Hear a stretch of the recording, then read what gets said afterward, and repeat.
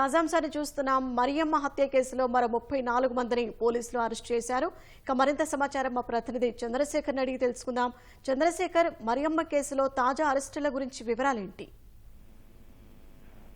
షాహీన్, 2020లో జరిగినటువంటి వెలగపూడిలో మరియమ్మ అనే మహిళా హత్య కేసులో మరికొందరిని ఇవాళ తుళ్లూరు పోలీసులు అదుపులోకి తీసుకున్నారు. ఈ కేసులో అప్పట్లో 2 వర్గాల మధ్య రాళ్ల దాడి జరిగింది. ఆ రాళ్ల దాడికి ప్రధానంగా అప్పట్లో బాపట్ల ఎంపీగా ఉన్నటువంటి నందిగం సురేష్ ప్రధాన కారకుడిగా వ్యవహరించారు. వారందరినీ కూడా అంచులను కూడా పురికొల్పి రాళ్ల దాడి చేయించారు. ఆ దాడిలోనే మరియమ్మ మరణించింది.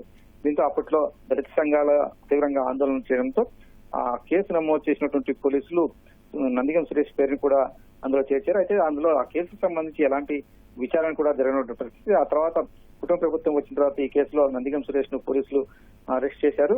ఆయన ప్రస్తుతం గుంటూరు జిల్లా జైల్లో రిమాండ్ ఖైదీగా ఉన్నారు. ఈ కేసు విచారణను ముందుకు తీసుకెళ్లేటువంటి క్రమంలో మరొక 30 మంది పైగా ఇవాళ తుళ్లూరు పోలీసులు అరెస్ట్ చేశారు.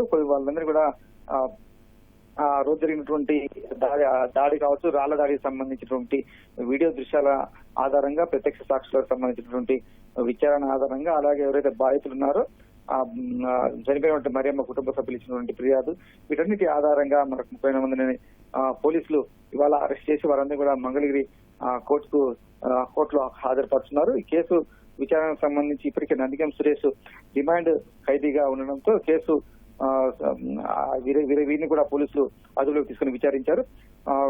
అప్పుడు ఏం జరిగిందనే అంశాలపైన కూడా పోలీసులు ఒక నిర్ధారణకు వచ్చారు. నందిగం సురేషే ప్రధానంగా అప్పట్లో వెనకుండి దాడిని ప్రేరేపించారు, రాళ్ల దాడిని ప్రేరేపించి మరియమ్మ హత్యకు కూడా కారణమయ్యారని చెప్పేసి కూడా పోలీసులు భావిస్తున్నారు. అందులో భాగంగానే ఇప్పుడు మిగతా నిందితులను కూడా అరెస్ట్ చేసి ఈ కేసు విచారణను ముందుకు తీసుకెళ్లే విధంగా చర్యలు చేపడుతున్నారు. మరికొద్దిసేపట్లో వీరందరినీ కూడా మంగళగిరి కోర్టులో ప్రవేశపెట్టున్నారు.